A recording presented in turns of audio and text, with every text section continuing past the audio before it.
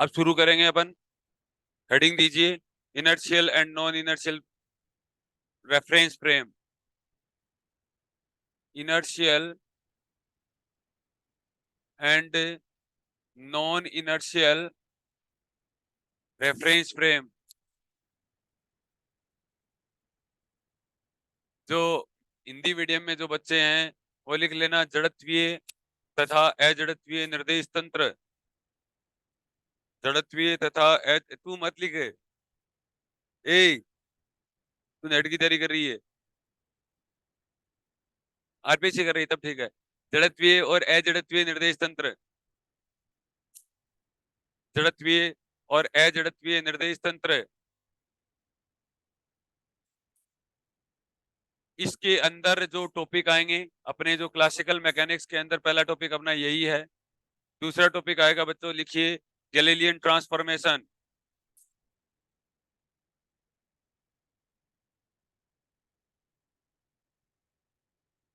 Galilean transformation.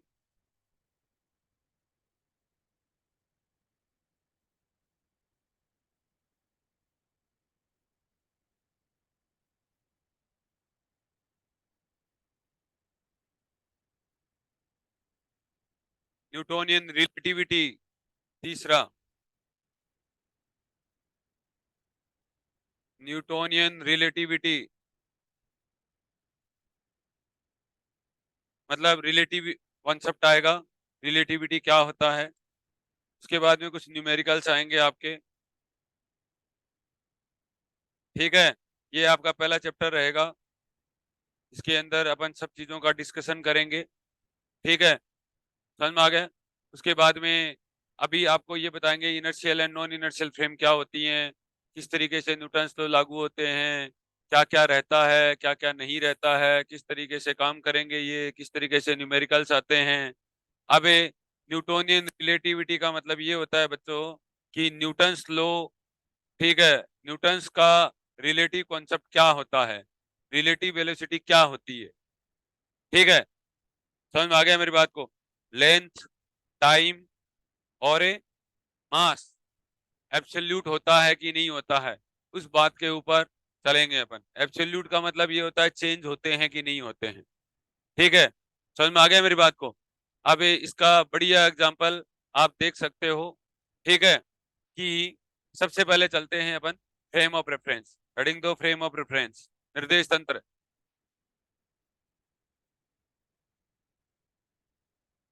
निर्देश तंत्र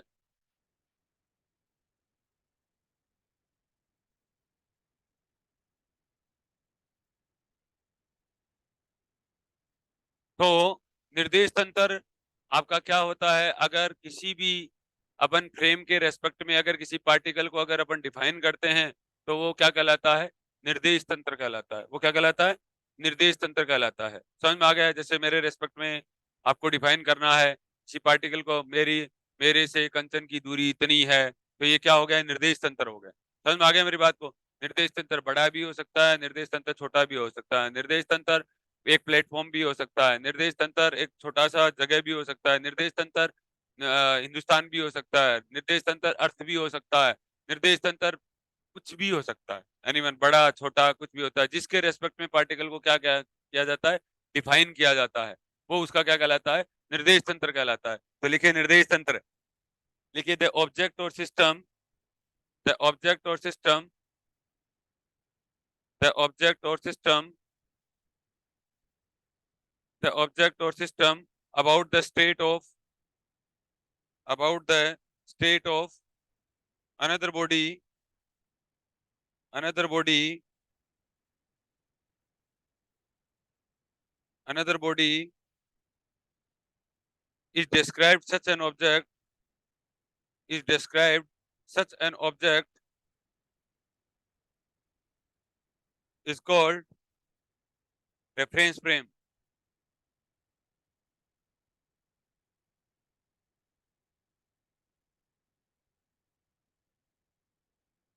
हिंदी में लिख सकते हो। देखिए, किसी कण की स्थिति का मापन करते हुए, किसी कण की स्थिति का मापन करते हुए, किसी कण की स्थिति का मापन करते हुए इसकी गतिक या स्थैतिक स्थिति, इसकी गतिक या स्थैतिक स्थिति का अध्ययन करें तो इसे निर्देश तंत्र कहा जाता है। इसे निर्देश तंत्र कहा जाता है। अब देखो बच्चों, फ्रेम ऑफ रेफरेंस दो प्रकार के होते हैं, एक होता है इनर्शियल फ्रेम, एक होता है जड़त्वीय, और एक क्या होता है अजड़त्वीय, नॉन इनर्शियल होता है। एक होता है इनर्शियल, एक क्या होता है नॉन इनर्शियल होता है। जड़त्वीय एक होता है अजड़त्वीय। ठीक है, समझ में आ गया। अब ये जड़त्वीय निर्देश तंत्र में क्या होता है, सबसे पहले आप ये कह सकते हो कि एफ जो एक्सटर्नल होता है, एफ क्या होता है एक्सटर्नल होता है, एफ एक्सटर्नल बराबर dp upon d t equal to 0 होता है। वो सारे के सारे निर्देश तंत्र क्या होते हैं, इनर्शियल होते हैं। वो सारे के सारे क्या होते हैं, इनर्शियल होते हैं। ठीक है, अब देखो बच्चों, यहाँ पर एफ एक्सटर्नल 0 और एफ एक्सटर्नल बराबर डीपी अपॉन डी टी होता है। ठीक है, तो इसका मतलब हो गया पी बराबर कांस्टेंट ऑफ मोशन हो गया। अरे पी बराबर क्या हो गया, कांस्टेंट ऑफ मोशन हो गया। तो पी बराबर कांस्टेंट हो गया तो एम बी बराबर कांस्टेंट ऑफ मोशन हो गया ना। तो वी बराबर क्या हो गया, कांस्टेंट ऑफ मोशन हो गया। ठीक है, ये क्या है, ये न्यूटन का फर्स्ट लॉ है। न्यूटन फर्स्ट लॉ है कि भाई अगर कोई वस्तु जब तक कोई बाह्य बल ना लगाया जाए, रेस्ट में तो रेस्ट में रहेगी, मोशन में तो मोशन में रहेगी, जब तक कोई उसके ऊपर एक्सटर्नल फोर्स ना लगाया जाए। ठीक है, तो न्यूटन का फर्स्ट लॉ है और ये न्यूटन का सेकंड लॉ है। समझ में आ गया मेरी बात को। तो आप ऐसे कह सकते हो कि इनर्शियल फ्रेम के अंदर एक तो एक्सीलरेशन 0 होता है, एक तो क्या होता है एक्सीलरेशन 0 होता है। ठीक है, समझ गए मेरी बात को, एम ए बराबर 0 होगा। ठीक है, तो एम ए बराबर 0 को बोला जाता है, एम ए बराबर 0 को क्या बोला जाता है, नॉन एक्सीलरेटेड फ्रेम बोला जाता है। क्या बोला जाता है, नॉन एक्सीलरेटेड फ्रेम बोला जाता है। नॉन एक्सीलरेटेड या अत्वरित निर्देश तंत्र, अत्वरित निर्देश तंत्र बोला जाता है। समझ में आया मेरी बात। ठीक है, कि आप ऐसे बोल सकते हो कि कोई आपसे पूछे कि इनर्शियल फ्रेम क्या होता है, तो तुम कहते हैं ना भाई non accelerated frame of reference होता है। वो क्या होता है, जड़त्वीय निर्देश तंत्र होता है, इनर्शियल निर्देश तंत्र होता है। समझ में आ गया मेरी बात को। अब ये दूसरा पॉइंट आप क्या लिखोगे, पहला तो ये बोल दिया। ठीक है, दूसरा आप बोल देना Newton first and second law valid, Newton first and second law valid. जिस निर्देश तंत्र के अंदर न्यूटन के पहला नियम और न्यूटन का दूसरा नियम लगता है, ठीक है, तो वो सारों के अंदर क्या होता है, वो सारे के सारे क्या होंगे, इनर्शियल फ्रेम ऑफ रेफरेंस होंगे। ठीक है, जड़त्वीय निर्देश तंत्र होंगे। समझ में आ गया मेरी बात को। अब मैं तो ऐसे बात बोलता हूँ, तीसरी बात, मैं तो ऐसे बोलता हूँ कि आप किसी भी फ्रेम पे चढ़े और आपको कोई एक्सटर्नल फोर्स ना लगे ना, तो समझ जाना वो जड़त्वीय निर्देश तंत्र है। समझ जाना वो कौन सा निर्देश तंत्र है, जड़त्वीय निर्देश तंत्र है। अब तो इतना समझ जाना बहुत है। समझ में आ गया मेरी बात को। अब ये जैसे अर्थ है, अब ये अर्थ तुम अर्थ में ही हो ना, पक्का, ठीक है, अर्थ में ही हूँ, मैं भी अर्थ में ही हूँ। ठीक है, और अपने पर कोई शूडो फोर्स लग रहे हैं, अपने पर कोई बाहर से कोई बल लग रहा है। ठीक है, इसलिए अर्थ क्या है, इनर्शियल फ्रेम। अर्थ को क्या माना जाता है, इनर्शियल फ्रेम माना जाता है। समझ में आ गया मेरी बात को। वो इसीलिए माना जाता है कि ये घूम तो रही है, बट घूमने की वजह से ये कोई एक्सीलरेशन क्या नहीं कर रही है, डेवलप नहीं कर रही है। ठीक है, एक्सीलरेशन क्या नहीं कर रही है, डेवलप नहीं कर रही है, इसलिए ये क्या है, इनर्शियल निर्देश तंत्र है। समझ में आ गया। अब आप ये बताओ कि बस की जो मोशन है उसको इनर्शियल कहोगे, नॉन इनर्शियल कहोगे। नॉन इनर्शियल क्यों कहोगे, क्योंकि आप तो ऐसे समझ जाना कि बस में बैठे, और बस में बैठे तो आपने ड्राइवर को देखा होगा। ठीक है, जब ड्राइवर बस चलाता है तो कभी अपन आगे जाते रहते हैं, कभी हम पीछे जाते रहते हैं। ठीक है, इस तरीके के अपने पास फोर्सेज लगते रहते हैं, एक्सटर्नल फोर्सेज लगते रहते हैं। ठीक है, तो वो सारे के सारे क्या आ जाएंगे, नॉन इनर्शियल होंगे। तो बस और ट्रेन की गति क्या होती है, नॉन इनर्शियल मोशन होती है वो। ठीक है, दैट इज वो non inertial frame of reference होता है। समझ में आया। अब ये ट्रेन के अंदर क्या होता है, ट्रेन के अंदर आप बैठे हो, ठीक है, और आप ट्रेन के अंदर अगर बाहर के पेड़ पौधे देखते हो तो आपको दिखते हैं, घूमते हुए दिखाई देते हैं, क्या एक्चुअली में वो घूम रहे हैं, नहीं घूम रहे हैं। ठीक है, तो वो इस तरीके की अगर कहीं पर भी घटना घटित हो रही हो ना, वो सारे के सारे नॉन इनर्शियल होते हैं। सारे के सारे क्या होते हैं? नॉन इनर्शियल होते हैं। ठीक है। अगर जिस निर्देश तंत्र पे आप बैठे हो और उस निर्देश तंत्र के ऊपर आप जैसे चीजों को हैं और वैसे ही अगर आपको दिख रही है तो वो इनर्शियल है, और अदरवाइज वो क्या है? Non inertial. अदरवाइज वो क्या है? नॉन इनर्शियल है। समझ में आया कि नहीं आया? लिफ्ट का मोशन, तो लिफ्ट के मोशन के अंदर क्या होता है? लिफ्ट की जो गति होती है, तो उसके अंदर क्या होता है? जैसे ही अपन ऊपर जाते हैं तो अपने वजन बढ़ जाता है। ठीक है। और जैसे ही अपन नीचे से ऊपर आते हैं तो अपने थोड़ी झंझनाहट सी होती है यहाँ पर। ठीक है। वजन हल्का लगता है। तो इसका मतलब कुछ फोर्सेस तो लग रहे हैं, एक्सटर्नल फोर्सेस लग रहे हैं ना। ठीक है। तो वो सारे के सारे क्या हो जाएंगे? नॉन इनर्शियल फ्रेम हो जाएंगे। समझ में आया मेरी बात को? अब वन लाइन कंक्लूजन में क्या आ जाएगा? इनर्शियल फ्रेम में क्या लिखोगे? नॉन एक्सीलरेटेड फ्रेम लिखोगे, पहली बात। ठीक है। दूसरी बात क्या लिखोगे? घूर्णी निर्देश तंत्र भी बोलते हैं इसको। क्या बोलते हैं? Non rotating frame of reference भी बोला जाता है। Non rotating frame of reference भी बोला जाता है। Frame of reference, non rotating frame of reference भी बोला जाता है। तीसरी बात क्या बोलोगे आप? Newton first and second law. मतलब नॉन रोटेटिंग का मतलब हो गया अगर कोई फ्रेम घूम रहा है। एक तो होता है लीनियरली एक्सीलरेटेड फ्रेम होता है, एक तो सीधा चल रही है। ठीक है। जिसके पास में ट्रांसलेशन मोशन है उसको बोला जाता है लीनियरली एक्सीलरेटेड फ्रेम। और एक होता है रोटेटिंग फ्रेम जो घूम रहा है। ठीक है। तो उसको बोला जाता है। तो अपन ने नॉन एक्सीलरेटेड फ्रेम बोल दिया, नॉन रोटेटिंग फ्रेम भी बोल दो। दूसरा तीसरा क्या बोल दोगे? Newton first and second law not valid, तीसरा ये बोल दोगे। ठीक है, सॉरी वैलिड। ठीक है, ये बोल दोगे। और चौथी बात क्या बोल दोगे? कि अर्थ का जो मोशन है, एग्जाम्पल में क्या लिखोगे? एग्जाम्पल में क्या लिख दोगे बच्चों? अर्थ का मोशन, या अर्थ बोल दो चाहे। अर्थ को क्या माना जाता है? इनर्शियल बोला जाता है। अब दूसरी बात, आपको ये बात समझ में नहीं आई होगी कि सर ये एफ एक्सटर्नल बराबर जीरो। ठीक है।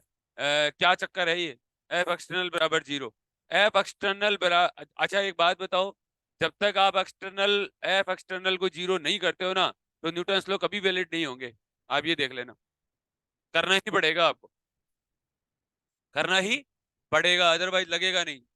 आप अब देखो, मैंने एफ एक्सटर्नल को जीरो किया तभी तो न्यूटन का पहला नियम आया ना, अदरवाइज तो न्यूटन का पहला नियम आता ही नहीं, क्योंकि न्यूटन का पहला नियम यही है।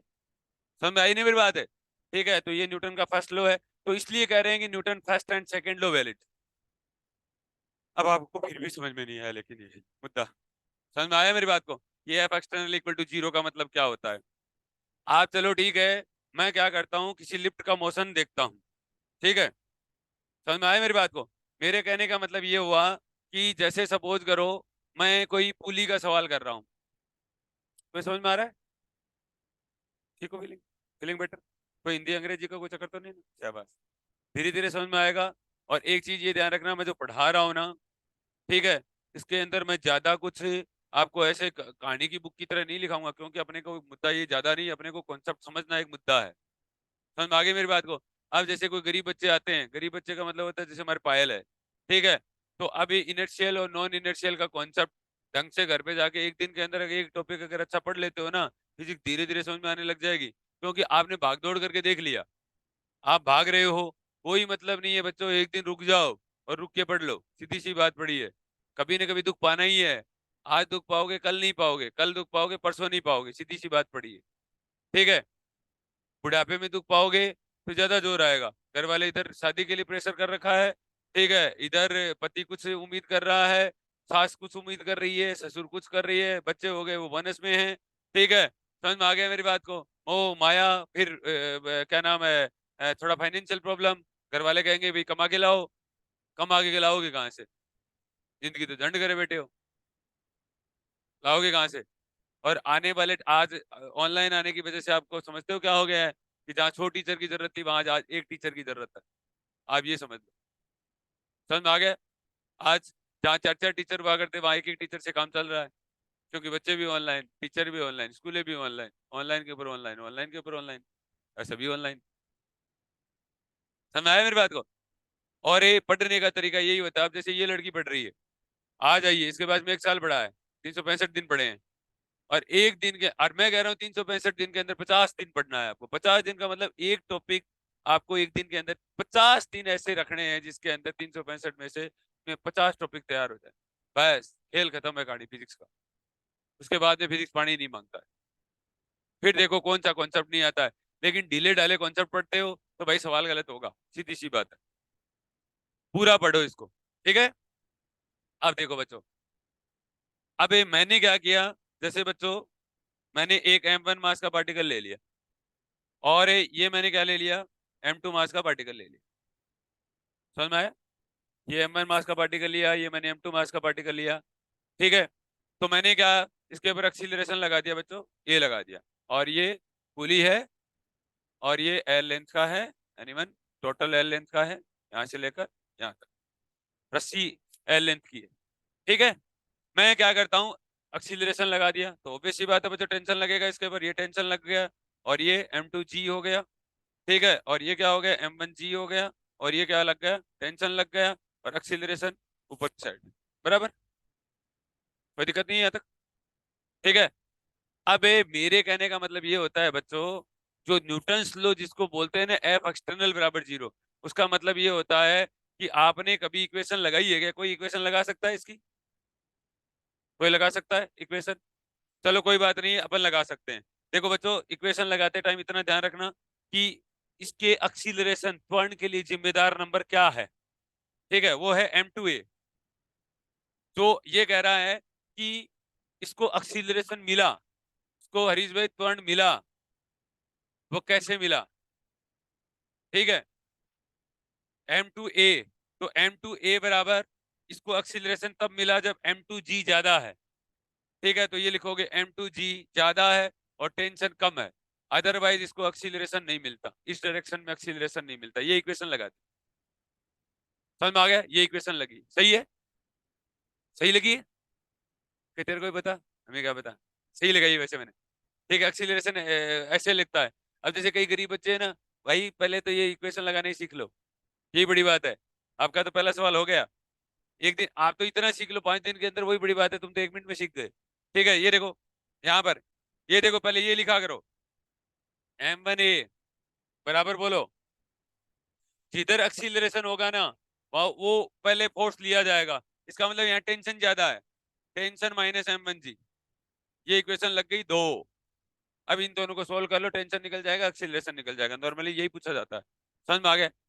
बट आपको ये पता नहीं चला कि मैंने लगाया कहाँ से, मुद्दा ये है, वो इनर्शियल और नॉन इनर्शियल होता है, समझ रहे हो? मेरे कहने का मतलब ये हुआ कि बच्चों, जो मैंने ये इक्वेशन लगाई है ना, तो मैंने यहाँ, मैं नीचे बैठा हूँ, अर्थ पे बैठा हूं मैं, और मैं खड़े खड़े लगा रहा हूँ, वो बॉडी मेरे से दूर है, वो बॉडी मेरे से क्या है, दूर है। समझ में आया मेरी बात को? वो बॉडी मेरे से क्या है, दूर है, तब मैंने खड़े खड़े लगाया है। मैं कहाँ हूँ, अर्थ पे, अर्थ क्या है, इनर्शियल। तो मैंने जो इक्वेशन जो लगाई है ना, मैं जहां जहां खड़ा हूं ना, वहां पर मेरा एक्सटर्नल जीरो है, वहां पर मेरा क्या है, एफ एक्सटर्नल जीरो है, इसको बोलते हैं न्यूटन्स लो। कई लोग तो ऐसे बोलते हैं एक्सीलरेशन आ गया ना, तो तू कैसे कह सकता है एफ एक्सटर्नल बराबर जीरो हो गया है, मैं तो आ गया, ठीक है, ऐसे नहीं होता है। जिस जगह आप खड़े रहते हो ना, वहां पर एफ एक्सटर्नल कितना होना चाहिए, जीरो होना चाहिए, और अगर जीरो नहीं किया तो न्यूटन्स लो आप लगा ही नहीं सकते, न्यूटन्स लो आप लगा ही नहीं सकते, जीरो करना पड़ेगा। अब दिमाग में ये आता है कि गुरुजी नीचे खड़े होके तो लगाया, ऊपर बैठ के लगा दो, आपका क्या जा रहा है, क्या लगा दें, ऊपर बैठ के लगा दें, लगा दें ऊपर बैठ के, ठीक, लगा देंगे। देखो बच्चों, तो ये यहाँ अर्थ से लगाया है, और यहाँ पर देखो जिस यहाँ से लगाया है, ये अर्थ है, और यहाँ पर बच्चों एफ एक्सटर्नल बराबर कितना है, जीरो है, ठीक है। तब ये न्यूटन का लॉ लग गया। एक्सीलरेशन आने का मतलब, किसी इक्वेशन के अंदर ए दिखने का मतलब ये नहीं होता है कि उसके पास में एक्सीलरेशन न्यूटन लॉ नहीं लगेगा, इसका मतलब ये नहीं होता। तुम तो मुझे लगता है पहले ऐसे समझते थे कि एक्सीलरेशन आ गया ना, एक्सीलरेशन तो आ रहा है, एफ एक्सटर्नल तो आ रहा है, समझ में आ गया, आया कि नहीं आया? ठीक है बच्चों, दूसरा देखिए, अब मैं इसी सवाल को मैं ऊपर बैठ के करता हूँ, ठीक है, करूँ? ओहो, ये देखो बच्चों m1 है, और ये m1g है मेरा, ठीक है, और ये मेरा क्या है, M2 है, और ये M2G है। बच्चों मैं ऊपर बैठ के लगाता हूँ, मैं यहाँ बैठा हूँ, अब की बार इसके ऊपर बैठा हूँ, ठीक है। एक्सीलरेशन वही है, ठीक है, टेंशन वही है, समथिंग। अब क्या होगा, लेकिन ये जिस जगह बैठा है ना, वहां क्या हो रहा है, जिसके ऊपर बैठा है ना वो नॉन इनर्शियल है। पुली जो है ना, पुली के ऊपर जो बैठा है, पुली के पास एक्सीलरेशन है। तो पुली के पास एक्सीलरेशन है, तो पुली के पास अगर ऊपर बैठा है, तो इसके ये क्या है, इसके पास तो एक्सीलरेशन है। तो ये तो क्या हुआ, नॉन इनर्शियल हुआ। तो नॉन इनर्शियल हुआ तो कोई उपाय करो आप। पहली बात, सूडो फोर्स लगाओ आप।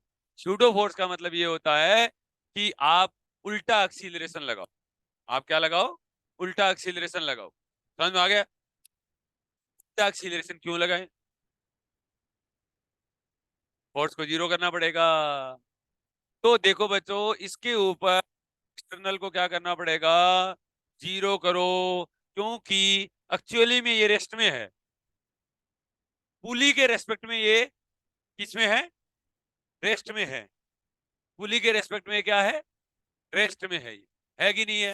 तो तुम नियम के विरुद्ध नहीं चल सकते, तुम्हें लो का अपोज नहीं कर सकते। लो का अपोज कर रहे हो अगर तुमने एंड सेंट कुछ भी लगा दिया, तो फिर वो वही रिजल्ट मिलेंगे, कहते हो कोचिंग खराब थी। ठीक है, समझ में आया मेरी बात को। एफ एक्सटर्नल बराबर जीरो करो इसको। तो एफ एक्सटर्नल जीरो करने का तरीका ये होता है कि आप सूडो फोर्स लगाओ। आप क्या लगाओ, को रियल एक्सीलरेशन जिधर लग रहा है, ठीक है, उसके उल्टी डायरेक्शन में एक्सीलरेशन लगा दो। अब ये कंसिडर करना है, कहानी अब ये रहेगी, इसको भूल जाओ, इसको भूल जाओ। समझ में आ गया मेरी बात को, ठीक है। अब इसको भूल जाओ, एक्सीलरेशन ऐसे लगाओगे, ये समझ में आ गया। अब मैं रेस्ट में आ गया, अब मैं क्या आ गया, रेस्ट में आ गया। समझ में आ गया मेरी बात को, ठीक है। तो रेस्ट में आ गया, तो नॉन इनर्शियल फ्रेम के अंदर, नॉन इनर्शियल फ्रेम के अंदर, नॉन इनर्शियल फ्रेम के अंदर जब भी कभी अपन इक्वेशन लगाते हैं, इक्वेशन हमेशा बैलेंस की जाती है। इक्वेशन हमेशा क्या की जाती है, बैलेंस की जाती है। दैट इज, ऊपर कितने फोर्स लग रहे हैं, नीचे कितने फोर्स लग रहे हैं, बैलेंस करो। पहले वाले की तरह बिल्कुल मत करो, वो मेरी नींद मेरा चैन मुझे लौटा दो। ठीक है, समझ में आ गया, नींद कैसे आ रही है, सूडो फोर्स पे, सूडो फोर्स लग रहे हैं,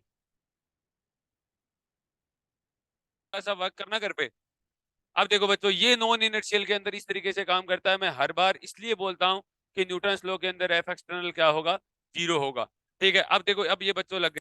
अब आपको क्या लग रहा है, आपको ये लग रहा होगा कि ऊपर बैठ के इक्वेशन लगाने में और नीचे बैठ के इक्वेशन लगाने में अंतर आएगा।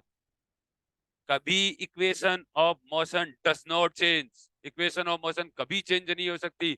जिस बच्चे की इक्वेशन ऑफ मोशन चेंज हो रही है, इसका मतलब उसने गलत किया है सवाल को, उसको ना इनर्शियल का पता है, ना उसको नॉन इनर्शियल का पता है। ठीक है, तो बच्चों इसके अंदर क्या होगा कि अब देखो यहां पर, बट उस तरीके से नहीं लगाओगे जैसे पहले लगाया था। एक्सीलरेशन के लिए कौन जिम्मेदार है वो वाली बात नहीं लिखनी है अब की बार। ठीक है, तो देखो बच्चों, कैसे लगाओगे, बैलेंस कर लो सिर्फ। तो M1G और प्लस M1A और इक्वल टू T, ये लिख दो आप। ठीक है, अब की बार ये एक्सीलरेशन इंक्लूड करना है, रियल को कंसिडर नहीं करना, ये कर दिया। तो देख लो बच्चों, यही आया, M1A बराबर T माइनस M1G। अरे आया कि नहीं आया, अरे पहले वाला आया कि नहीं आया। ये करो बच्चों, दूसरे वाला, दूसरे वाला करोगे तो ये क्या आएगा, M2A बराबर बोलो, M2A प्लस T बराबर M2G। तो M2A बराबर कितना हो जाएगा, M2G माइनस T। देखो इक्वेशन में कोई गड़बड़ नहीं है, चाहे ऊपर वाली देख लो चाहे ये वाली देख लो। ये होता है नॉन इनर्शियल और एक होता है इनर्शियल। समझ में आ गए, अब बताओ समझे कि नहीं समझे, दोनों बातों को समझ गए। इनर्शियल क्या होता है, और आज अच्छा चलो ठीक है, एक बात और बताऊं कि आप ऐसे समझ जाना कि 11वीं बारी में जब भी आप सवाल करते थे ना, कभी भी आप सिस्टम के ऊपर नहीं बैठा करते थे। ये समझ बस आप हमेशा नीचे बैठ के किया करते थे। जब भी कभी इक्वेशन ऑफ मोशन लगाई है ना 11वीं बारी में, ठीक है, तो अपन ऐसे लगाते थे, ये वाला। ठीक है, ये वाला, क्योंकि उस टाइम अपनी सूडो फोर्स इंक्लूड करने की समझ नहीं थी, समझ तो आज भी नहीं है, लेकिन मास्टर लगा रहा है ना, तो क्या है। ठीक है, समझ में आ गया मेरी बात को। तो ऐसे इक्वेशन ऑफ मोशन चेंज नहीं होगी, एक इनर्शियल है, एक क्या है, नॉन इनर्शियल। अब बताओ समझ में आया कि नहीं आया। कोई कोई सवाल कर लेना। ठीक है, सारे हो जाते हैं। ठीक है, आगे करके दिखाएंगे आपको। तो अब दोबारा से एक बार फ्रेम ऑफ रेफरेंस क्या होता है, जिसके रेस्पेक्ट के अंदर बॉडी को क्या किया जा सकता है, डिफाइन किया जाता है। चाहे डायनामिक मोशन डिफाइन करो, चाहे स्टैटिक मोशन डिफाइन करो, वो उसका क्या कहलाएगा, फ्रेम ऑफ रेफरेंस कहलाएगा। फ्रेम ऑफ रेफरेंस दो प्रकार का होता है, एक इनर्शियल होता है, एक नॉन इनर्शियल होता है। इनर्शियल के अंदर बच्चों क्या होता है, न्यूटन फर्स्ट लॉ हमेशा और सेकंड लॉ वैलिड होंगे, फर्स्ट ऑफ ऑल। दूसरी बात कि नॉन एक्सीलरेटेड होगा, नॉन रोटेटिंग होगा, और अर्थ इसका एग्जाम्पल होगा। समझ में आ गया। अब उल्टा कर दो, नॉन इनर्शियल में क्या बोलोगे बच्चों, एक्सीलरेटेड फ्रेम नॉन हटा दो, accelerated frame Newton first law and second law does not well sorry does not valid. Non rotating की जगह बोलोगे रोटेटिंग फ्रेम। ठीक है, और ट्रेन का मोशन, लिफ्ट का मोशन, ठीक है, और बस का मोशन, ये सब इस कैटेगरी में चले जाएंगे, नॉन इनर्शियल कैटेगरी में चले जाएंगे। समझ में आ गया। ये दो बेस्ट एग्जांपल है, अगर आपको समझ में आते हैं तो। अदरवाइज अदरवाइज अब बात आती है कि न्यूटन थर्ड लॉ का कॉन्सेप्ट क्या है। ठीक है, करें, न्यूटन थर्ड लॉ का ये कॉन्सेप्ट सीखेंगे क्या? अरे इंटरेस्ट तो आ रहा है क्या? कितने दिनों से मैं पढ़ा रहा हूँ, मेरे को भी आ रहा है। हाँ, देखो, न्यूटन थर्ड लॉ। अब बच्चों एक सवाल यहां से जरूर पूछा जाता है कि न्यूटन थर्ड लॉ कौन से फ्रेम ऑफ रेफरेंस के अंदर वैलिड होता है, इनर्शियल या नॉन इनर्शियल, इनर्शियल या नॉन इनर्शियल। ठीक है, न्यूटन थर्ड लॉ कौन से फ्रेम ऑफ रेफरेंस के अंदर वैलिड है, बताओ आप। इनर्शियल में वैलिड है या नॉन इनर्शियल में? देखो, मैंने इनर्शियल और नॉन इनर्शियल के अंदर न्यूटन थर्ड लॉ की बात नहीं की थी। ठीक है, अब बताओ, न्यूटन थर्ड लॉ इनर्शियल में वैलिड है या नॉन इनर्शियल में वैलिड है? क्या, मुंह से बोलो। नॉन इनर्शियल, पक्का? Are you sure? Newton third law inertial और नॉन इनर्शियल दोनों में वैलिड है। ठीक है, बोथ में वैलिड है ये। ठीक है, बट, ठीक है, नॉन इनर्शियल, ये बहुत बार सवाल आ चुका है, आरपीएससी का भी सवाल है ये। नॉन इनर्शियल और इनर्शियल दोनों के अंदर है, बट नॉन इनर्शियल में न्यूटन थर्ड लॉ को वैलिड करवाने के लिए आपको क्या करना पड़ेगा, सूडो फोर्स को कंसीडर करना पड़ेगा। ठीक है, नॉन इनर्शियल फ्रेम में न्यूटन थर्ड लॉ को वैलिड करवाने के लिए क्या करना पड़ेगा, सूडो फोर्स को कंसीडर करना पड़ेगा। अब देखो यहां पर बच्चों, मैंने पहले ही बोला था, ये देखो दो एग्जांपल ही देख लो। अब देखो, मैं यहाँ पर खड़ा था, यहाँ पर पुली के ऊपर बैठा था मैं, पुली के ऊपर बैठा था मैं। तो पुली के ऊपर बैठा बैठा मैंने क्या किया, ठीक है, न्यूटन थर्ड लॉ लगाने के लिए मैंने सूडो फोर्स को कंसीडर किया कि नहीं किया? अगर मैं नहीं करता तो मेरी इक्वेशन ऑफ मोशन आती नहीं। ठीक है, और मेरी इक्वेशन ऑफ मोशन वैसी ही आई जैसे मेरी इनर्शियल में आई, इसका मतलब सूडो फोर्स को मैंने कंसीडर करवाया है, अदरवाइज न्यूटन का थर्ड लॉ नहीं लगता। तो Newton third law always valid होता है, inertial and non inertial both के अंदर। बट नॉन इनर्शियल के अंदर न्यूटन के तीसरे नियम को लगाने के लिए आपको क्या करना पड़ेगा, एफ एक्सटर्नल बराबर 0 करना पड़ेगा, मतलब ये हुआ सूडो फोर्स को कंसीडर करना पड़ेगा। समझ में आया? ठीक है, अब देखो यहाँ पर बच्चों न्यूटन का थर्ड लॉ अपने आप ही लग गया, क्योंकि आपके ऊपर एफ एक्सटर्नल 0 लग रहा था, इसलिए लग गया। आप जहां खड़े हो वहां पर आपके ऊपर क्या लग रहा है, नॉर्मल लगा रहा है, आप उसके ऊपर एमजी लगा रहे हो। अरे लगा रहे हो कि नहीं लगा रहे हो? ठीक है, तो आपका ये सवाल हमेशा आता है कि इनर्शियल और नॉन इनर्शियल दोनों के अंदर न्यूटन का कौन सा नियम सही होता है। समझ गए क्या मेरी बात को? ठीक है, अब बताओ, इनर्शियल और नॉन इनर्शियल का कॉन्सेप्ट समझे हो कि नहीं समझे, मेरे को ये तो बता दो। ठीक है, अब लिखोगे नहीं क्या? लिख लो।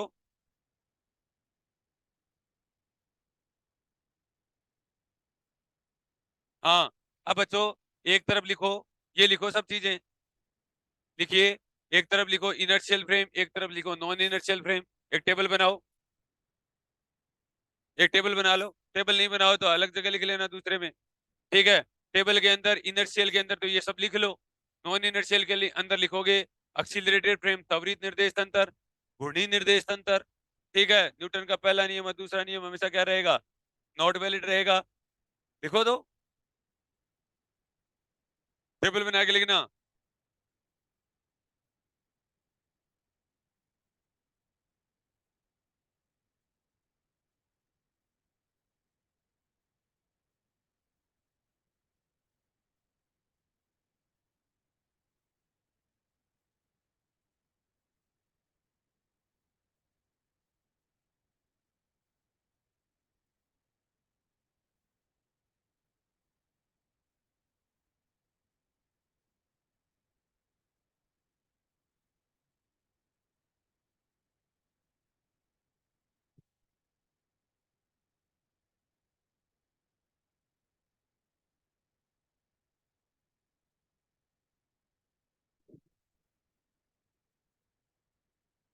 टेबल बना के लिख लो बच्चों। हिंदी में कोई दिक्कत आ रही है क्या? देखो आप ऐसे लिख लेना, अत्वरित निर्देश तंत्र, इसको लिखोगे आप अघूर्णी निर्देश तंत्र। इसको आप क्या लिखोगे, अघूर्णी निर्देश तंत्र, अघूर्णी निर्देश तंत्र,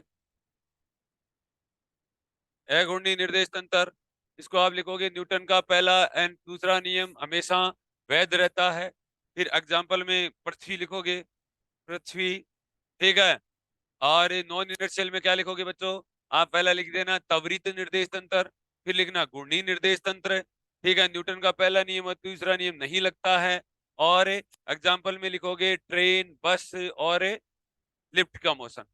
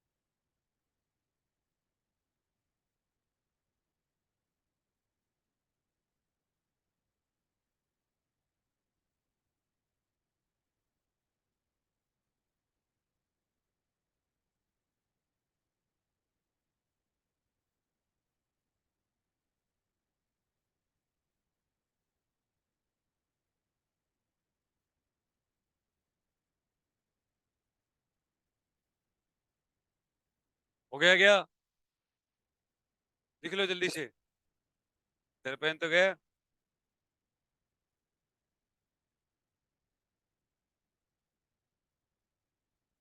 सुंदर सुंदर नोट्स बना लेना।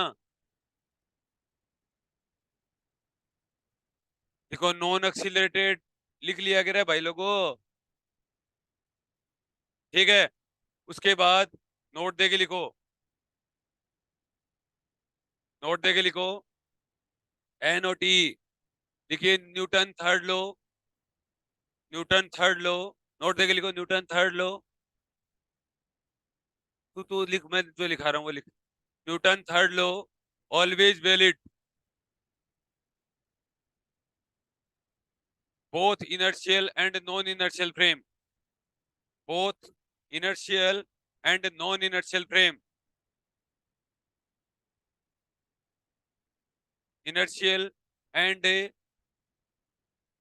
non-inertial frame। फिर इसके अंदर नोट 2 दे के लिखिए, नोट 2 दे के लिखिए, लिखिए in non inertial frame, in non inertial frame Newton third law,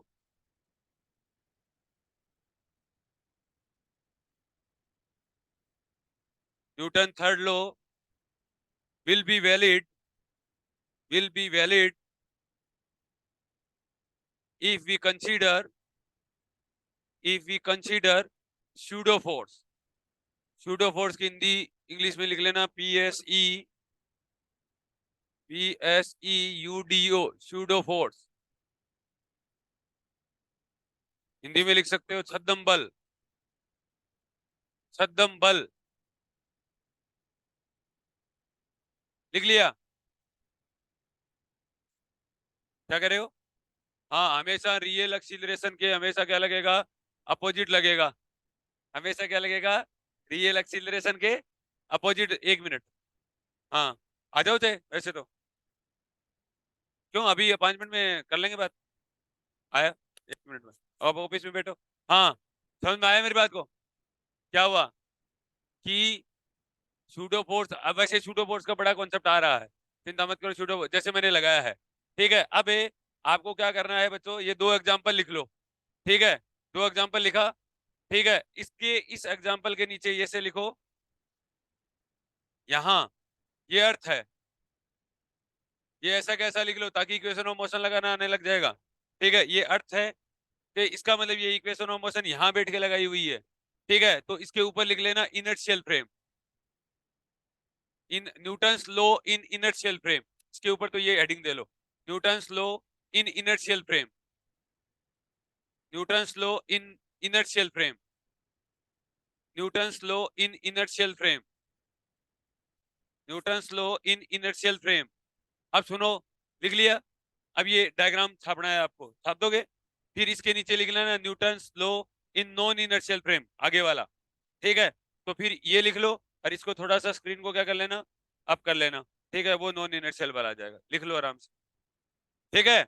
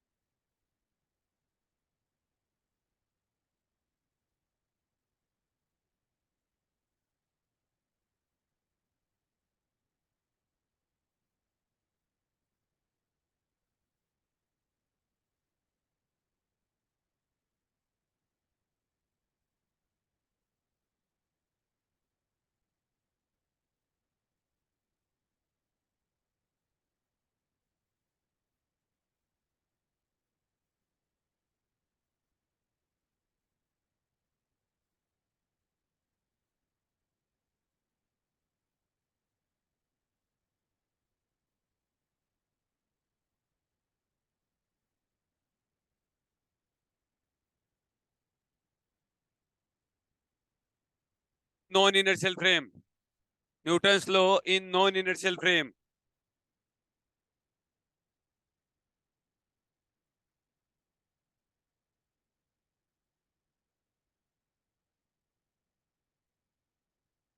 अब इसके अंदर एक नोट दे के लिख लो बच्चों, नॉन इनर्शियल वाले में लिख लो।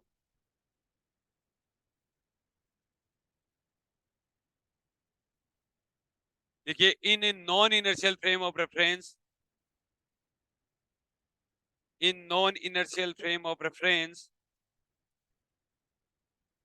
in the non-inertial frame of reference,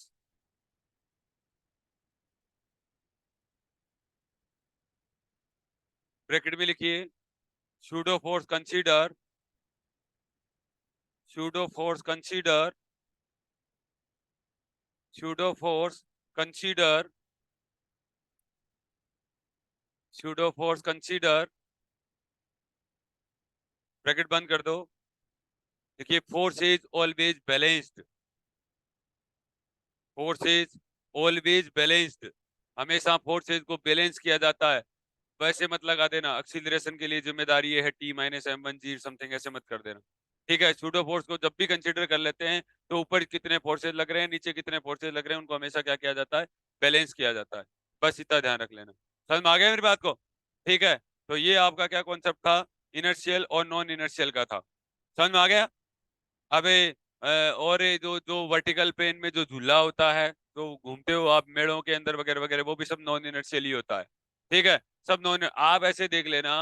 non inertial को कैसे पहचानोगे कि जिस मशीन के इंजन लगा हुआ है ना, जो इंजन से चल रही है ना, तो समझ जाना वो एक्सटर्नल एजेंसी से चल रही है। वो क्या चल रही है? तुमने कोई अर्थ के लगा हुआ कोई इंजन देखा है क्या? कहीं लग रहा हो इधर उधर हो, आके देखना एक बार कि कोई मशीन छोटी सी चिपका रखी हो कहीं ना कहीं। ऐसा कुछ नहीं है, इंजन नहीं है उसके। तो आप देख लो, बस के इंजन होता है, लो फ्लोर के इंजन होता है, ट्रेन के इंजन होता है, और ये जो झूले झूलते हैं वो भी नीचे डर डर डर करता रहता है ना, वो भी इंजन ही होता है। ठीक है, लिफ्ट भी उससे मशीन से ही चलती है। ठीक है, तो सबके इंजन होते हैं, दैट इज एक्सटर्नल एजेंसी है। चलाने वाला कोई और है। फिर मुंह फाड़ लिया ना, अभी क्या कर रहा था? हाँ, हाँ, समझ गए मेरी बात को? आया कि नहीं आया? क्या कर रहे हो? कौन सा वाला? वो तो obvious सी बात है, इनर्शियल है वो तो। अरे एक मिनट, कौन सा झूला? पार्क में कहाँ कौन सा झूला लगा हुआ होता है? ठीक है, तो वो होता तो एक देखो, वो क्या होता है, एक तरीके से उसकी डायनामिक मोशन को समझने के लिए काम कर रहे हैं अपन। एक बार फोर्स दिया अपन ने, ठीक है, हट गई अपन फोर्स। ठीक है, वो डायनामिक मोशन को क्या नाम है, स्टार्ट करने के लिए है कि एक बार अपन डायनामिक मोशन देखना चाह रहे हैं। समझ में आ गया मेरी बात को? ठीक है, तो क्या नाम है, अब जैसे सपोज करो वही वही झूला देख लो। आप क्या करते हो, जो तीज के ऊपर झूला झूलते हैं ना गाँव में, वो झूला देख लो। वो अपन ने धक्का तो दिया उसको, लेकिन उसके ऊपर जो बैठा आदमी है, वहां से लेकर वहां तक जो मोशन करता है वो करेगा तो नॉन इनर्शियल में। अब जो वो जब ऐसे अपन ने, आजकल तो क्या है कि गाँव में नहीं झूलते हैं, पहले गाँव में जांटियों के झूमते थे। ठीक है, आजकल तो क्या होता है, कई पहाड़ों पर जाके फिर वो मरने के लिए वो तैयार रहते हैं, और वो कहीं सीधे ही कूद जाते हैं आजकल, वो झूले झूलते रहते हैं। ठीक है, तो उसमें क्या होता है कि जैसे ही मैंने फोर्स लगाया, फोर्स तो मैंने लगाया ना, फोर्स तो मैंने लगाया ना, तो फोर्स तो लगा ही है ना, एक्सटर्नल एजेंसी के बिना तो वो नहीं गया ऊपर है। तो गया, तो गया, तो आप देखो वो जैसे ही ऊपर से नीचे आता है ना, तो यहाँ झंझनाहट सी होती है। ठीक है, हल्का पंचा, तो इसका मतलब छोटो फोर्स तो वहां पर भी लग रहे हैं।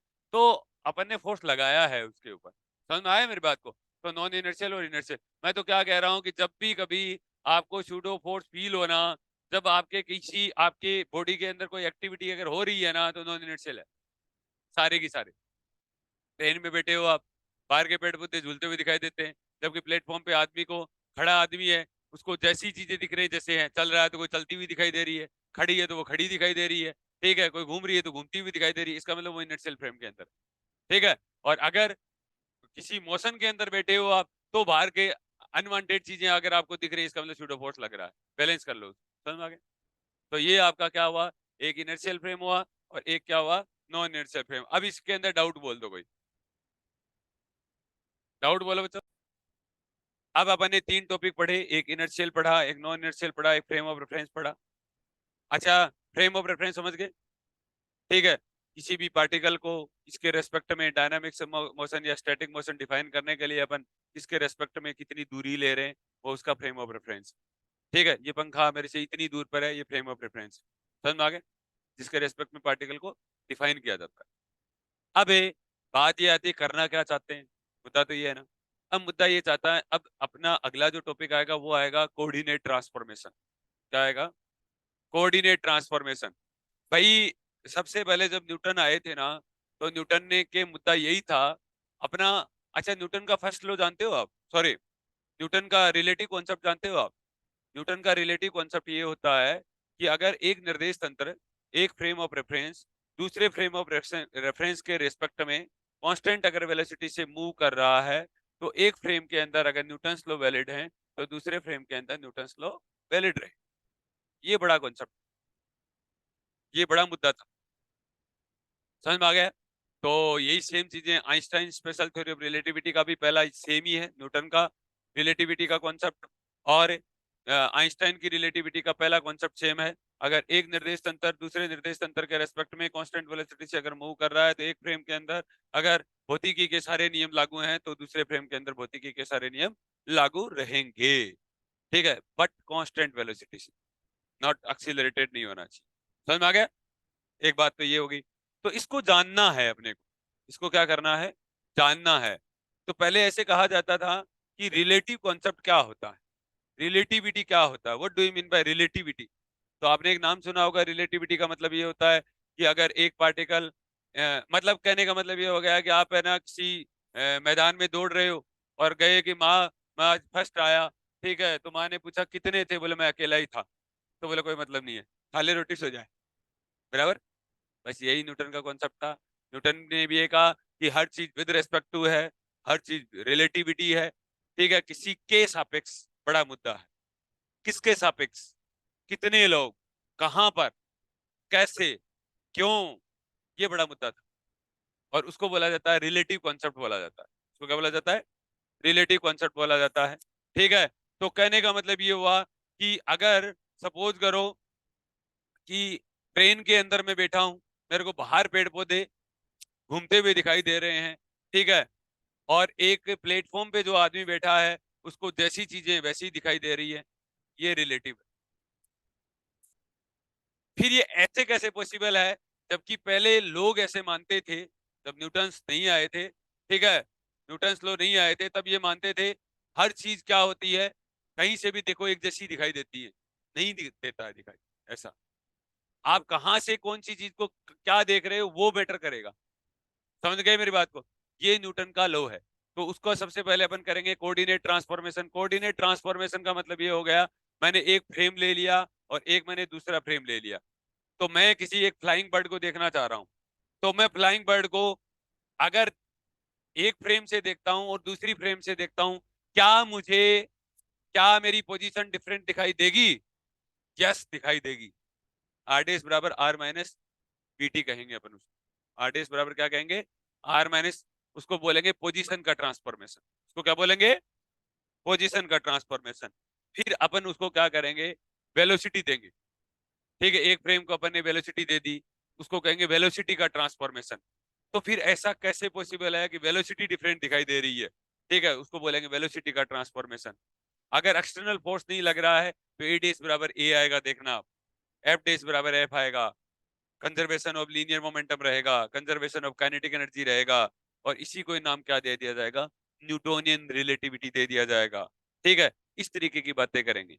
तो सबसे पहले जो कोऑर्डिनेट का जो ट्रांसफॉर्मेशन जो बताया, वो सबसे पहले गैलीलियन ने बताया था। इसलिए बोला जाता है गैलीलियन ट्रांसफॉर्मेशन बोला जाता है। इसलिए क्या बोला जाता है? गैलीलियन ट्रांसफॉर्मेशन बोला जाता है। तो गैलीलियन ट्रांसफॉर्मेशन में यही बात बोली गई, पोजीशन का ट्रांसफॉर्मेशन होता है, वेलोसिटी का होता है, एक्सीलरेशन सेम रहता है, फोर्स सेम रहता है, लीनियर मोमेंटम सेम रहता है, काइनेटिक एनर्जी सेम रहती है, सब जगह इनवेरिएंट होते हैं। ठीक है, बाकी यही न्यूटन रिलेटिविटी था, ताकि जब तक ये कोई एक्सटर्नल फोर्स ना लगाया जाए, तब तक उसके अंदर फोर्स नहीं लग रहा है तो इसके अंदर भी नहीं लग रहा। वो जैसा दिख रहा है तो वैसा भी आपको दिखेगा, उसके ऊपर फोर्स नहीं लग रहा है तो उसके ऊपर भी नहीं लग रहा। ठीक है, तो वो दोनों जगह सेम होगा, बट पोजीशन और वेलोसिटी में क्या आएगा? चेंजेज आएगा। इनको बोला जाता है कोऑर्डिनेट ट्रांसफॉर्मेशन। इनको क्या बोला जाता है? Coordinate transformation. तो फिर एक नया नाम आ गया था, न्यूटन रिलेटिविटी का ही नाम है, कि हर चीज जो विद रेस्पेक्ट टू होती है, के सापेक्ष होती है। ठीक है, तो कोई मतलब निकलता है। जो चीज सापेक्ष ही नहीं है उसका कोई मतलब नहीं होता है। दैट इज सापेक्ष वेग का तो कोई मीनिंग होता है, जो चीज सापेक्ष नहीं है उसका कोई मीनिंग नहीं होता। ठीक है, असापेक्ष वेग का कोई मतलब नहीं है। नॉन रिलेटिव वेलोसिटी का कोई मतलब नहीं है, रिलेटिव वेलोसिटी का मतलब है। समझ में आ गया? ठीक है। अब बातें ये चली, तो अपन ने अभी तक यहाँ पर जो बातें कर रहे हैं वो किसकी बात कर रहे हैं? वो किसकी बातें कर रहे हैं? अपन जड़त्वीय निर्देश तंत्र की बातें कर रहे हैं, इनर्शियल फ्रेम की बातें कर रहे हैं। अब मुद्दा ये आएगा कि भाई नॉन इनर्शियल में करके बताओ आप। ठीक है, तो उसको अपन दूसरा चैप्टर आ जाएगा। अब ऐसे सवाल कहाँ आपको देखने को मिलेंगे? ऐसे सवाल आपको कहाँ देखने को मिलेंगे बताओ? बीएससी पार्ट फर्स्ट की हुई है? बीएससी पार्ट फर्स्ट की हुई है? पहले चैप्टर का क्या नाम था? यही था। तो यही बोल दिया कि यही था। हाँ, देखो बच्चों यही था। तो आपको ऐसे सवाल देखने को कहाँ मिलेंगे? कभी किए बीएससी पार्ट फर्स्ट में तो छोड़ो, जो नॉर्मल वेलोसिटी से जो सवाल होते हैं ना बच्चों, वो सारे न्यूटन से होते हैं। दैट इज, एक हवा चल रही है, ठीक है, और एक नाव किसी नदी में मूव कर रही है। अर्थ पे खड़े आदमी को हवा कैसी चलती हुई दिखाई दे रही है, नाव में खड़े आदमी को हवा कैसी चलती हुई दिखाई दे रही है। ठीक है, एक क्या बारिश हो रही है, एक छत्ता लेके चल रहा है पर्सन। ठीक है, इस तरीके के जो भी नॉर्मल वेलोसिटी से जो सवाल होते हैं वो सारे के सारे न्यूटन के ही सवाल होते हैं। ठीक है, वेलोसिटी हल्की होनी चाहिए, 2 मीटर पर सेकेंड, 3 मीटर पर सेकेंड। ऐसा नहीं हो कि 10 की पावर 7 आ गया, 10 की पावर 7 आते ही गैलीलियन फेल हो जाएगा। समझ में आ गया मेरी बात? हाँ बोलो।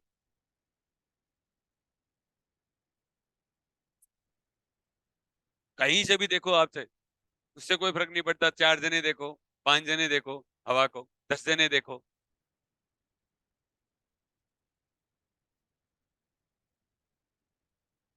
सब जगह वैलिड है। इन्वायरमेंट जहाँ होगा वहां तो सब जगह वैलिड है। अभी इन्वायरमेंट ही नहीं है, उसका क्या इलाज है? तो चली गई चंद्रमा पे। ठीक है, चंद्रमा पे इन्वायरमेंट ही नहीं है। समझ में आ गई मेरी बात को? इन्वायरमेंट का मतलब ये होता है सांसें चलती रहनी चाहिए, पेड़ पौधे होने चाहिए, हवाएं चलती रहनी चाहिए। ठीक है, गुनगुनाते रहना चाहिए ऐसे। तो अर्थ पे ही काम कर ले यार, छोटी मोटी है क्या? तो मंगल ग्रह के ऊपर रिलेटिविटी लगाएगी तो काम चलेगा। हाँ, अर्थ पे लगा लो अभी तो फिलहाल तो। हाँ, आगे बोलो। देखो जहाँ इन्वायरमेंट होता है वहां सब जगह वैलिड होता है। चंद्रमा पे इन्वायरमेंट इसलिए नहीं है क्योंकि जो पार्टिकल जो चंद्रमा पे जो पार्टिकल्स है ना, ठीक है, तो एक एस्केप वेलोसिटी का कॉन्सेप्ट होता है। ठीक है, तो एस्केप वेलोसिटी वहां की रहती है 2-3 मीटर पर सेकंड रहती है। ठीक है, और जहाँ पार्टिकल्स का गमन करने का जो वेलोसिटी होता है चंद्रमा पे वो भी कितना होता है, 2-3 मीटर पर सेकंड ही होता है। इसलिए वो सारे के सारे पार्टिकल क्या करके प्लान करके, ठीक है, और अपने अर्थ पे किसी भी पार्टिकल को जाने के लिए एस्केप वेलोसिटी 11.2 किलोमीटर पर सेकंड चाहिए। ठीक है, जिस दिन जैसे मान लो सुनीता का वेग है 11.2 किलोमीटर पर सेकंड, तो ये यहाँ से गमन कर जाएगी। समझ में आ गया? लेकिन अभी पॉसिबल नहीं है, 11.2 किलोमीटर पर सेकंड पॉसिबल नहीं है अभी। ठीक है, तो इन्वायरमेंट काफी दिनों तक रहेगा, मस्त रहिए आप तो। ठीक है, आपकी सांसें चलती रहेंगी। अब कोई आप किसी लो फ्लोर के आगे मर गए उसका तो कोई इलाज है नहीं, बाकी आप इन्वायरमेंट की वजह से नहीं मरोगे। ठीक है, तो 11.2 किलोमीटर पर सेकंड चाहिए। ठीक है, और जिस दिन यहाँ पार्टिकल का हो जाएगा उस दिन यहाँ से भी इन्वायरमेंट क्या कर जाएगा, प्लान कर जाएगा। क्यों? ऐसा क्यों होता है? क्योंकि देखो पार्टिकल हमेशा क्या करता है, पार्टिकल हमेशा higher concentration to lower concentration भागेगा। ठीक है, जहां उसको लोअर कॉन्सेंट्रेशन दिखेगा वो वहां भागेगा ही भागेगा। ठीक है, अब यहाँ इतना कॉन्सेंट्रेशन नहीं है। अब जैसे अगर आपको न्यूक्लियाई को क्या कर दिया जाए, खोल दिया जाए ना, सारे पार्टिकल भाग जाएंगे क्योंकि न्यूक्लियाई की डेंसिटी बहुत ज्यादा होती है। ठीक है, वहां बिल्कुल आप देख लो, कभी भी देख लेना, लाइट चली जाएगी, मान लो सपोज करो लाइट चली गई, ठीक है, और या आपसे जो मच्छर वगैरह वगैरह जो होते हैं ना कोने के ऊपर ज्यादा पाए जाते हैं, आप कभी भी देख लेना। समझ में आ गया मेरी बात को? कोरोना डिस्चार्ज समझ में आया? तो इस तरीके की बहुत सारी चीजें होती हैं। आप एक कोई पार्टिकल है, एक एक जैसे सपोज करो कोई पार्टिकल्स हैं और आपने एक क्यूबिकल बॉक्स के अंदर क्या कर रखा है, उनको बंद कर रखा है, खोल देना, कहाँ भागेंगे देख लेना, सारे भाग जाएंगे। ठीक है, लोअर कंसंट्रेशन की तरफ जाएंगे। ठीक है, diffusion, diffusion is a natural phenomena. ठीक है, समझ में आया? तो अभी अपना जो टॉपिक रहेगा वो रहेगा कोऑर्डिनेट ट्रांसफॉर्मेशन और गैलीलियन ट्रांसफॉर्मेशन। ठीक है, उसके ऊपर फिर अपन क्या करेंगे, सवाल करेंगे। अगर एक क्या नाम है, ट्रेन चल रही है और एक ट्रेन में किसी यात्री ने कॉइन को फेंका, ठीक है, तो कॉइन प्लेटफॉर्म पे बैठा आदमी है उसको कैसा शेप दिख रहा है, और ट्रेन में बैठा आदमी है उसको कॉइन कैसा शेप दिख रहा है। ठीक है, एक को लीनियर शेप दिखेगा, एक को पैराबोला दिखेगा। ठीक है, तो due to relativity, due to relativity. अगर सपोज करो एक एरोप्लेन है और उससे पैराशूट अगर एक कोई पर्सन पैराशूट लेके नीचे आता है, ठीक है, तो जो एरोप्लेन का जो ड्राइवर है, पायलट है, तो पायलट को सीधी रेखा में जाता हुआ दिखाई देता है और यहाँ बैठे आदमी को पैराबोला दिखाई देता है। उसका कारण भी रिलेटिविटी है। एक अगर ट्रेन में अब एक ट्रेन में बैठा आदमी है, उसको बाहर का पेड़ पौधे जो होते हैं वो घूमते हुए दिखाई देते हैं, जबकि प्लेटफॉर्म पे जैसी चीजें होती हैं उसको वैसे ही दिखाई देते हैं, ड्यू टू रिलेटिविटी। ठीक है, ये न्यूटन का रिलेटिव कॉन्सेप्ट था। समझ में आ गया मेरी बात को? अब जैसे अगर सपोज करो कि एक नदी है, किसी साइड में जा रही है, किसी भी वेग से जा रही है, एनीवन, उसके अंदर एक क्या नाम है, वो बोट है, ठीक है, वो है, तो बोट में बैठा आदमी अलग इन्वायरमेंट फील करता है, अर्थ पे बैठा आदमी अलग इन्वायरमेंट फील करता है। उसके सारे सवाल अपने को करने होंगे। समझ में आ गया मेरी बात को? सिखा देंगे, बहुत आसान से सवाल होते हैं, कोई ज्यादा बड़ा मुद्दा होता नहीं है वैसे। समझ में आया मेरी बात? ये आपका पूरा का पूरा टॉपिक रहेगा। फिर आपका जो दूसरा टॉपिक आएगा, अभी अपन ने क्या किया, इनर्शियल के सारे काम कर लिए, रिलेटिविटी को समझ लिया, न्यूटोनियन रिलेटिविटी को समझ लिया, ठीक है, और क्या नाम है, अपन ने इनर्शियल की बातें की। तो अब बोला गया नॉन इनर्शियल की बातें करो आप। नॉन इनर्शियल का मतलब ये हो गया कि अगर एक ऐसा फ्रेम लो जिसका खुद का कोई एक्सीलरेशन, खुद का क्या हो, कोई एक्सीलरेशन हो, वो लो, तो उसको अपन बोल दिया नॉन इनर्शियल फ्रेम। ठीक है, तो वहां नए नए नाम आ जाएंगे। ठीक है, वहां पर कोरियोलिस फोर्स आ जाएगा, वहां पर सेंट्रीफ्यूगल फोर्स आ जाएगा, स्यूडो फोर्स आ जाएगा, लिफ्ट का मोशन आ जाएगा। तो जितने के अंदर भी ये सब चीजें लग रही हैं वो सारा आ जाएगा, वो भी आपको सिखा देंगे। वो भी बड़ा आसान सा होता है। ठीक है, तो फिर कहेंगे अपन कि भाई कोरियोलिस बल के प्रभाव क्या क्या होते हैं, कि भाई जो चीजें घूम रही है उनके क्या क्या प्रभाव है, कोरियोलिस बल के क्या क्या प्रभाव हैं। समझ में आ गया? तो कोरियोलिस बल का प्रभाव, पहला प्रभाव तो यही होता है कि नदियों का कटाव देख लो आप। नदियों का कटाव हमेशा, आप अर्थ जो अपना है, और इसमें हिंदुस्तान जो आता है वो कौन से पोल के अंदर आता है, नॉर्थ पोल के अंदर आता है। और नॉर्थ पोल के अंदर जो नदियों का जो कटाव होता है वो राइट साइड होता है। ठीक है, तो कभी भी देख लेना कोई भी नदी कटती है तो वो राइट साइड में ही कटती है। ये कोरियोलिस बल का प्रभाव है। समझ में आ गया? अगर किसी पार्टिकल को अगर आप ऊपर से और नीचे छोड़ते हो, ऊपर से फ्री फॉलिंग बॉडी है, ठीक है, उसका ईस्ट साइड डिस्प्लेसमेंट होगा। ये सब आपको करके दिखाएंगे। अगर नीचे से ऊपर फेंका फिर गिरेगा तो वेस्ट साइड पड़ता है। ठीक है, हाइट अच्छी होनी चाहिए, ऐसे नहीं हो कि घर पे ऐसे ऐसे उछाल के देखे, पड़ा तो नहीं, ऐसे नहीं देखना है, छोटी रेंज में नहीं बड़ी रेंज में दिखेगा। समझ में आ गया मेरी बात को? ठीक है, जो मल्टी स्टोरी बिल्डिंग्स हैं वहां से दिखेगा आप। समझ में आ गया मेरी बात को? चाहे खुद को गिरा लेना। ठीक है, कोई समझ में आ गया? इरोजन ऑफ रिवर बैंक्स हो गया, नदियों का कटाव हो गया, साइक्लोन्स हो गए, ठीक है, चक्रवात आ गए। ठीक है, चक्रवात अपने हिंदुस्तान के अंदर, ठीक है, कैसे आते हैं आपको पता है कि अपना सूरज उगता है पूर्व में, छिपता पश्चिम में, लेकिन अर्थ जो घूमती है वो पश्चिम से पूर्व की ओर घूमती है। इसका उल्टा कर लो, इसका उल्टा चक्रवात आते हैं, अर्थ के उल्टी डायरेक्शन में आएंगे, अर्थ के उल्टी डायरेक्शन में आएंगे। समझ में आ गया? ये चक्रवात आते हैं। ठीक है, अब जैसे आपने कभी देखा होगा सुनामी, ये सुनामी, वो सुनामी, ये अर्थ के अंदर चेंजेस आने की वजह से बड़े बड़े इफेक्ट डेवलप होते हैं। बड़े बड़े क्या होते हैं, इफेक्ट डेवलप होते हैं, इन्हीं को ही बोला जाता है कोरियोलिस बल, ये बल, वो बल, इस तरीके की चीजें होती हैं। समझ में आ गया? मौसम विभाग की जानकारी यहाँ से मिल जाएगी आपको। ठीक है, समझ में आया? तो ये कोरियोलिस बल के प्रभाव हो गए। फिर अपन ऐसे बोल देंगे चलो ठीक है भाई, कोरियोलिस को क्या करो, कंसिडर मत करो आप। ठीक है, और आप तो क्या करो, एक जो शूडो फोर्स, दूसरा आपने जो नाम दिया अपकेंद्रीय बल जो दिया है, ठीक है, सेंट्रीफ्यूगल जो फोर्स दिया है आपने, उसके उसकी चर्चा करो। तो उसकी चर्चा भी अपन अगर करेंगे, ठीक है, तो एक आपका बड़ा अच्छा रिजल्ट आएगा सामने। ठीक है, एक बड़ा अच्छा रिजल्ट आएगा सामने, जी डेस बराबर g minus omega square r cos square lambda. बड़ा रिजल्ट है, अच्छा रिजल्ट है, ये आएगा।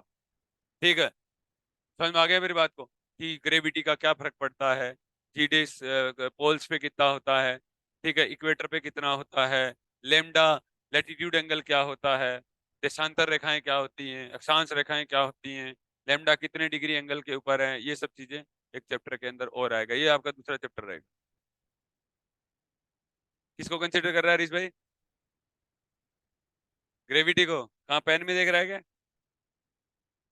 हाँ, तीसरा चैप्टर आएगा, ये इसके भी कुछ सवाल करेंगे अपन, लिफ्ट लिफ्ट के मोशन वगैरह वगैरह, जैसे बीएससी पार्ट फर्स्ट के अंदर यही है, पहला चैप्टर दूसरा चैप्टर। ठीक है, सुबोध तो पास हो जाए इससे, दोनों चैप्टर से तो। सुबोध के तो 12 महीने काट देते आप। ठीक है। ठीक है। और नॉर्मल जो लोग हैं, कोरोना के अंदर जो बच्चे हैं, उनके तो आप 2 साल काट देते, सेकंड ईयर में वही लिख के आ जाओ, फर्स्ट ईयर में भी लिख के आ जाओ। हाँ, क्यों यही तो है, कोरोना में यही तो हुआ था आपको। ठीक है। फिर तीसरा जो चैप्टर आता है वो आता है STR, special theory of relativity, that is Galilean transformation. ठीक है। तो वो अंतर बताया गया है कि गैलीलियन ट्रांसफॉर्मेशन और लोरेंज ट्रांसफॉर्मेशन में क्या अंतर होता है। दैट इज, अगर मैं, अब देखो सीधा सा ही अंतर होता है। अगर आपको कोई एसटीआर पूछ लेगा एसटीआर क्या होता है, मैं आपको बताऊं STR special theory of relativity और न्यूटोनियन रिलेटिविटी में क्या अंतर है, मैं बताऊं। कोई भी सवाल अगर आ गया ना कि 2 मीटर पर सेकंड के वेग से गति कर रहा है, तो न्यूटन लॉ लगेगा, न्यूटोनियन रिलेटिविटी लगेगी। और अगर आ गया कि एक पार्टिकल है वेलोसिटी 3 × 10⁻⁷मीटर पर सेकंड, तो आइंस्टाइन थ्योरी ऑफ रिलेटिविटी लगेगी। बस, खेल खत्म है। अब रही बात, क्या अपन न्यूटन्स लॉ से एसटीआर के अंदर जा सकते हैं? नहीं जा सकते। बट एसटीआर से न्यूटन्स लॉ के अंदर आ सकते हैं। ठीक है, वहां पर अगर अप्रोक्सीमेशन लगा दोगे तो आ जाओगे, न्यूटन्स लॉ के अंदर आ जाओगे आप, चिंता मत करो। समझ में आया मेरी बात। तीसरा चैप्टर अपना ये रहेगा। उसके अंदर बड़ा मुद्दा टकराएगा। उसका कहता है, पहला नियम एसटीआर का स्पेशल थ्योरी ऑफ रिलेटिविटी, एक होता है general theory of relativity, GTR बोलते हैं, एक एसटीआर बोलते हैं। तो एसटीआर के अंदर यही मुद्दा टकराएगा। पहला लो तो यही था कि अगर एक फ्रेम दूसरे फ्रेम के रेस्पेक्ट में कांस्टेंट वेलोसिटी से अगर मूव कर रही है, तो एक के अंदर फिजिक्स के लॉ लागू हैं, तो दूसरे फ्रेम के अंदर फिजिक्स के लॉ लागू रहेंगे। ठीक है। दूसरा था constituency of speed of light. ये बड़ा कॉन्सेप्ट बताया था। न्यूटन ने क्या बताया था, सॉरी आइंस्टाइन ने क्या बताया, बड़ा कॉन्सेप्ट बताया कि स्पीड ऑफ लाइट हमेशा क्या रहेगा, कांस्टेंट रहेगा। ठीक है, constituency of speed of light. ठीक है। अगर कोई सी वेलोसिटी से मूव कर रहा है तो वो सी से ही करेगा बात। ठीक है, ऐसा नहीं है कि C/2 हो गया, ये हो गया, वो हो गया, ऐसा नहीं होगा। समझ में आ गया मेरी बात को, constituency of speed of light. ठीक है, समझ में आया मेरी बात। तो ये बड़ा था इसका। ठीक है। तो उसके अंदर ये जो गैलीलियन जो ट्रांसफॉर्मेशन आते हैं, ठीक है, ये नहीं लगेंगे। फिर उसने एक नई इक्वेशन जनरेट की थी, लॉरेंज ट्रांसफॉर्मेशन। ठीक है। टाइम का भी बड़ा महत्व था वहां पर। चौथी एक्सिस टाइम एक्सिस ही ली गई थी। पास्ट फ्यूचर के बारे में एसटीआर के अंदर ही बताया गया था। ठीक है। तो वो बड़ा कॉन्सेप्ट है। उसके अंदर फिर लेंथ कॉन्ट्रैक्शन आता है, टाइम डायलेशन आता है, मूविंग मास आता है। कि पहले बताया गया कि भी लेंथ कॉन्ट्रैक्ट हो जाती है, टाइम डायलेट हो जाता है, मास मूविंग होता है। ठीक है, ये आइंस्टाइन ने बताया, न्यूटन के बस की बात नहीं थी। ठीक है, न्यूटन ने बताया था लेंथ कॉन्ट्रैक्ट नहीं होती है, टाइम डायलेट नहीं होता है, मास मूविंग नहीं होता है। जबकि उसने बताया कि अगर एक पार्टिकल दूसरे पार्टिकल के रेस्पेक्ट में अगर कुछ वेलोसिटी से, लाइट वेलोसिटी से अगर मूव करता है, ठीक है, तो लेंथ कॉन्ट्रैक्ट हो जाती है, लेंथ में कमी आ जाती है। अब लेंथ में कमी नंगी आंखों से नहीं देखा जाएगा, इतना ध्यान है। ये यहाँ दिखेगा ही नहीं, नॉर्मल आंखों से एसटीआर को नहीं देखा जाएगा। कभी ऐसे सोचो तो हाँ सर मैं ना गेट से देखा था, गेट से है ना मेरा पेन छोटा दिखाई दिया था। वो ऐसा नहीं होता, वो एसटीआर नहीं, वो आंखों का एंगल होता है ओनली। ठीक है, वो मत देखना, वो आपको नॉर्मल लाइफ के अंदर एसटीआर दिखेगा ही नहीं, क्योंकि एसटीआर के लिए 3 × 10⁸मीटर पर सेकंड वेलोसिटी चाहिए। आप देख सकते हो 3 × 10⁻, आपको नहीं दिखता है, 2 आदमी नहीं दिखते हैं आपको चलता हुआ। ठीक है, 3 × 10⁸ देखोगे आप। ठीक है, नहीं दिखता है। जैसे लेजर लाइट होती है। ठीक है, लेजर लाइट को अपन नंगी आंखों से देखेंगे तो आंखें चली जाएंगी, आपको पता है। समझ में आ गया मेरी बात को। तो इस तरीके से नहीं दिखेगा आपको, तो वो कहलाएगा आपका एसटीआर। तो एसटीआर और न्यूटन के जो सवाल होंगे तो समझ जाना, एक का अगर वेग लाइट वेलोसिटी के अंदर आ रहा है तो न्यूटन लॉ लगेगा, sorry Einstein theory of relativity लगेगा। तो ये आ जाएगा लेंथ कॉन्ट्रैक्शन, टाइम डायलेशन, ये फिर आ जाएगा four momentum, four force, four velocity. वो बताया कि भाई आइंस्टाइन अगर चौथी एक्सिस को अगर कंसिडर करता है, ठीक है, तो आपका मोमेंटम कैसा होगा, आपका फोर्स कैसा होगा, आपकी वेलोसिटी क्या क्या होंगी। ठीक है, क्या क्या होता है। फिर एक नाम आएगा लोरेंज इनवेरिएंट। ठीक है, तो लोरेंज इनवेरिएंट होगा। फिर कोलिजन की बातें आएंगी, कोलिजन क्या होता है। ठीक है, कोलिजन के अंदर यही सब बातें चलेंगी। एक होता है सेंटर ऑफ मास फ्रेम, एक होता है लेप फ्रेम। कोलिजन 2 प्रकार का होता है, इलास्टिक, इन इलास्टिक। ठीक है, perfectly elastic, perfectly in elastic, ये सब बातें चलेंगी। फिर कंजर्वेटिव फोर्सेज आएंगे, फिर केपलर प्रॉब्लम आएगा, फिर ये खत्म हो जाएगा। ठीक है, इतनी सब बातें होंगी। समझ में आई मेरी बात। तो अपनी फिर अपन कोऑर्डिनेट ट्रांसफॉर्मेशन शुरू करेंगे। यही तो बहुत है।